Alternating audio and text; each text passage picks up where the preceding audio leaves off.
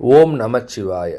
நானும் என் ஃப்ரெண்ட்ஸும் வாக்கிங் போகும்போது சதுரகிரிக்கு போகணும் அப்படின்ட்டு பேசிக்கிட்டோம். அந்த பேச்சு நாளடைவில் ஒரு முடிவுக்கு வந்தது.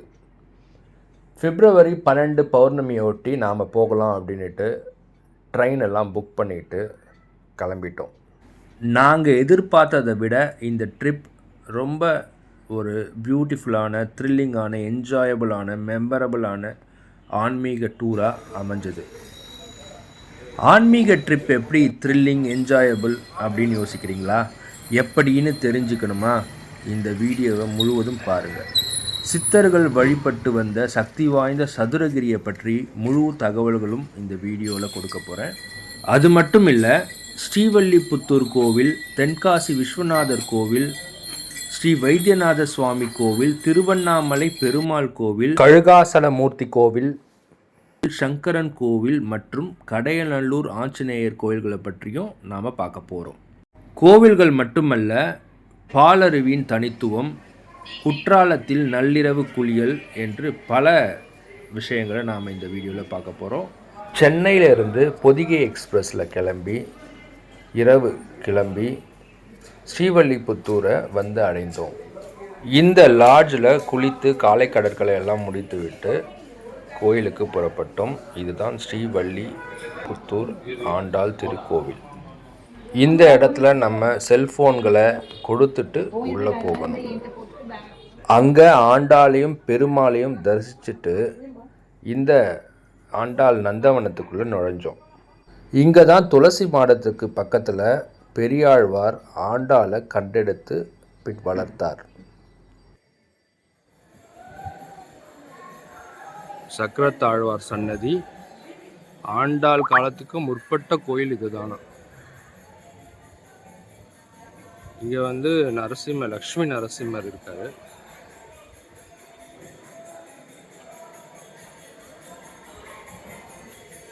இதுதான் மெயின் கோபுரம். நம்ம தமிழ்நாடு அரசு லோகோவில் இருக்கிறதே இந்த கோபுரம் தான். கோவில் வளாகம் முழுவதும் மிகவும் சுத்தமாக வச்சுருக்காங்க. அழகான பிரம்மாண்டமான ஒரு கோவில். பஜனைகளும் பூஜைகளும் மந்திரங்களும் தொடர்ந்து நடந்து கொண்டே இருக்கிறது. ஸ்ரீ நித்திய வடபத்திர சயனர் பெருமாள் சன்னதியை தான் பார்த்தோம். பெரியாழ்வாரும் ஆண்டாளும் வாழ்ந்த இந்த இடத்துல நிற்கிறோன்னு நினைக்கும் போது உடம்பெல்லாம் புல்லரிக்குது. 12 ஆழ்வார்களில் பெரியாழ்வார், ஆண்டாள் இருவரும் ஆழ்வார்கள். ஆண்டாளுக்கு கோதை, கோதாதேவி, நாச்சியார் என பெயர்களும் உண்டு. இந்த கோயில் வளாகம் 20,000 ஆண்டுகளுக்கு முற்பட்டது என்கின்றனர் அங்கு இருப்பவர்கள். இதுதான் பெரியாழ்வார் சன்னதி. பெரியாழ்வார் திருமொழி, திருப்பல்லாண்டு போன்ற நூல்களை எழுதினார். அதே போல ஆண்டாள் நாச்சியார் அவர்கள் திருப்பாவை மற்றும் நாச்சியார் திருமொழி போன்ற நூல்களை எழுதினார். இது பழைய கோவில் வளாகம். இங்கே தான் பெரியாழ்வாரும் ஆண்டாளும் பூஜித்த நரசிம்மரும் சயன பெருமாளும் இருக்கிறார்கள். நின்றபடியே அப்படியே ஒரு சுற்றி கோயிலை காமிக்கிறேன் பாருங்கள். ஸ்ரீவல்லிபுத்தூர் போனீங்கன்னா மறக்காமல் பால் கோவா அண்ட் பால் அல்வா வாங்கிட்டு போங்க. ரொம்ப நல்லாயிருக்கும். இங்கேருந்து அடுத்து வேன் மூலமாக சிவகாமி அம்பாள் உடனுரை அருள்மிகு வைத்தியநாத சுவாமி திருக்கோவிலுக்கு போனோம். சில கிலோமீட்டர்ஸ் தான். இந்த ட்ரிப் முழுசும் ஜாலியாக இருந்ததுக்கு காரணமே நாங்கள் ஒரு 16 பேர் போயிருந்தோம். ஸோ நாங்கள் ஃப்ரெண்ட்ஸ் அரட்டை அடிச்சுக்கிட்டு, பசங்கள்லாம் பாடிக்கிட்டு ஆடிக்கிட்டு வந்தாங்க. பெரியவங்க அவங்களோட எக்ஸ்பீரியன்ஸை சொன்னாங்க.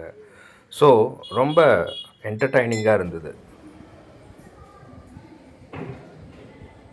இங்கே சிவனையும் அம்பாளையும் வழிபட்டுட்டு இங்கேருந்து ஒரு 30 கிலோமீட்டர் தொலைவில் அமைந்துள்ள திருவண்ணாமலைக்கு போனோம்.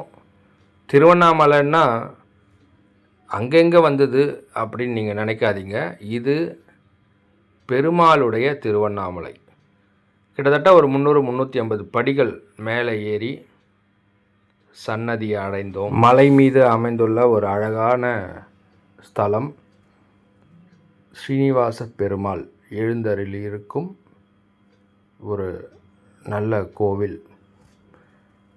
இங்கே அவருடைய பாதங்களும் இருக்குது. நான் மூலவரையும் முக்கியமான கர்ப்ப கிரகங்களையும் படம் பிடிப்பதில்லை, அதனால் மன்னிக்கவும். சில நேரங்களில் கூகுளில் அந்த மூலவர் படங்கள் கிடச்சிதுன்னா அதை நான் எடுத்து போடுறதுண்டு. இங்கே இருந்து சங்கரன் கோவிலுக்கு பக்கத்தில் இருக்கிற கழுகு மலை, இங்கே ஸ்ரீ கழுகாசல மூர்த்தி, அதாவது நம்ம முருகர் கோவில் இது.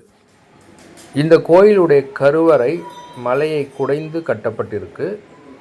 இந்த முருகருக்கு என்ன சிறப்புன்னா ஒரே முகம் 6 கைகள். வேறு எந்த முருகர் கோவில்லையும் இந்த மாதிரி பார்க்க முடியாது. அடுத்ததாக சங்கரன் கோவில். புகழ்மிக்க இந்த சிவன் கோவிலை பார்ப்பதற்கு கண்கோடி வேண்டும். இந்த சிவன் கோவிலில் பெருமாளும் இருக்கிறார், பெருமாள் சன்னதியும் உண்டு. சங்கரன் கோவிலிருந்து நேராக காசி விஸ்வநாதர் கோவில் தென்காசி. நேரம் அதிகமாக ஆயிட்டதுனால கோவில் நட சாத்திட்டாங்க. ஆனால் அந்த இரவு வெளிச்சத்தில் அந்த கோயிலுடைய அழகு பிரமிப்பாக இருந்தது. அங்கே கொஞ்ச நேரம் இருந்துட்டு ரூம் போயிட்டோம். தென்காசியில் ரூம் போட்டிருந்தோம். ரூமில் போய் செட்டில் ஆகிட்டு ரிஃப்ரெஷ் பண்ணிவிட்டு 11 மணி அளவில் குற்றாலம் மெயின் ஃபால்ஸ். நைட்டில் போகிறதுனால என்ன அட்வான்டேஜ்னா கூட்டமே இருக்காது. எங்களை தவிர அங்கே இருந்தது ஒரு 2-3 பேர் தான். நிம்மதியாக குளித்தோம். அந்த இருட்டில் நிலா வெளிச்சத்தில் சரியான குளிரில் தண்ணிக்குள்ளே போனது ஒரு மறக்க முடியாத எக்ஸ்பீரியன்ஸ். முதல்ல ஒரு 2 நிமிஷம் குளிர் கொன்னுடுச்சு. அப்புறம் தான் இயல்பு நிலைக்கு நம்மளால் வர முடியுது. It's a thrilling experience. இந்த மாதிரி சில்லுன்னு தண்ணியில் குளிக்கும்போது நம்ம உடல் நடுக்கத்தை தடுக்கிறதுக்கு ஒரு டிப்ஸ், நீங்கள் ஒரு 5-6 முடக்கு அந்த சில்லுன்னு அந்த தண்ணியை எடுத்து குடிச்சிடணும். அப்போ உங்களுக்கு அந்த சில்னஸ் குளிர் தெரியாமல் இருக்குது.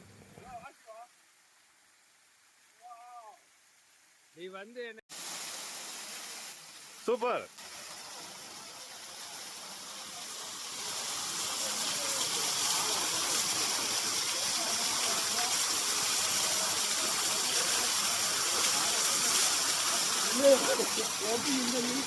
பயங்கரமா இருக்கு. தனி என்ஜாய்மெண்ட்.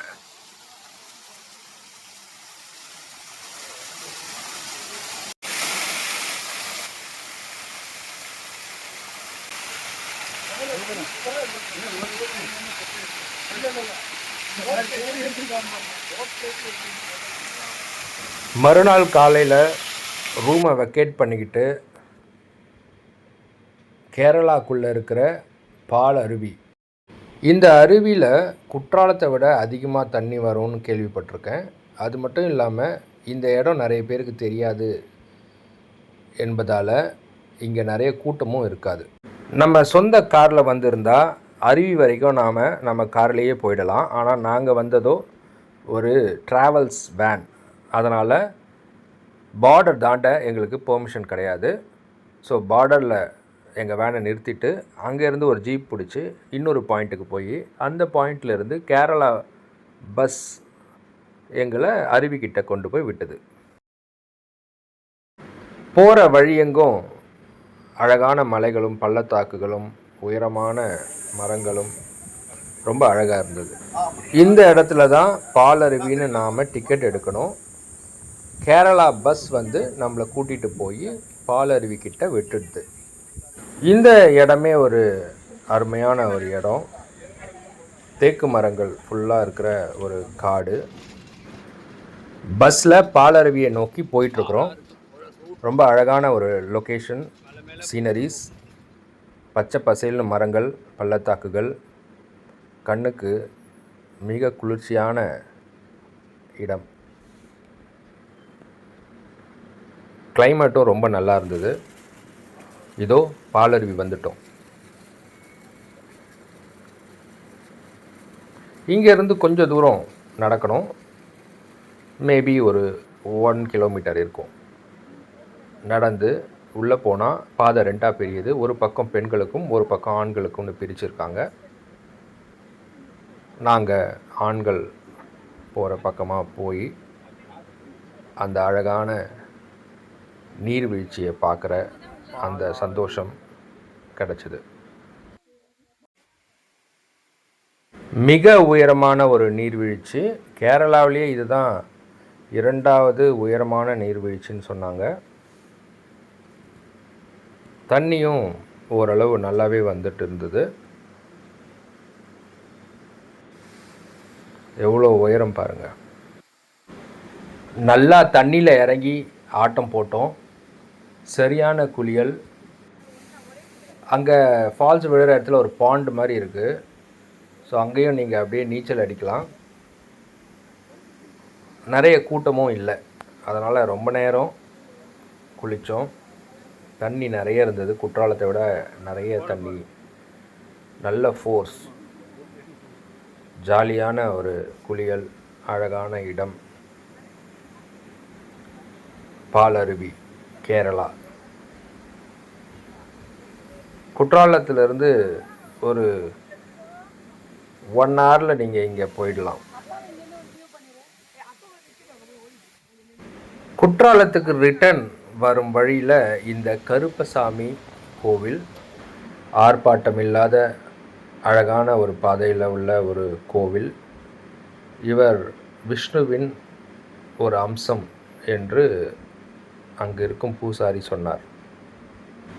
அங்கேருந்து நேராக தென்காசி விஸ்வநாதர் கோவில். ஏற்கனவே நம்ம இரவில் பார்த்தோம். இப்போ பகலில் இந்த கோபுரத்தை பார்க்குற வாய்ப்பு.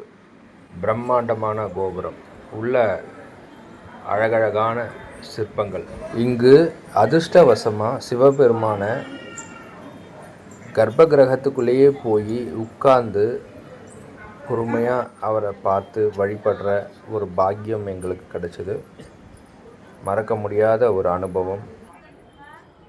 நேராக ஸ்ரீவல்லிபுத்தூர் போகிற வழியில் கடையநல்லூர் ஆஞ்சநேயர் கோவில். இது ஒரு வயக்காட்டுக்கு நடுவில் இருக்கிற ஒரு சின்ன அழகான தனிமையான கோவில்.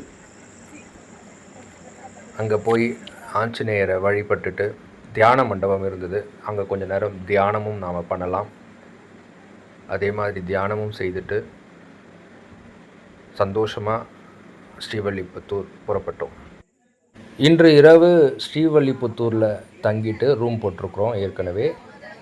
நாளை காலையில் தான் கிளைமேக்ஸ். செவ்வாய்க்கிழமை பௌர்ணமிக்கு முதல் நாள் சதுரகிரி மலை ஏறி இறைவனை பார்க்க போகிறோம். அதனுடைய அனுபவங்களை நான் அடுத்த பாகத்தில் உங்களுக்கெல்லாம் சொல்ல போகிறேன். நன்றி, வணக்கம்.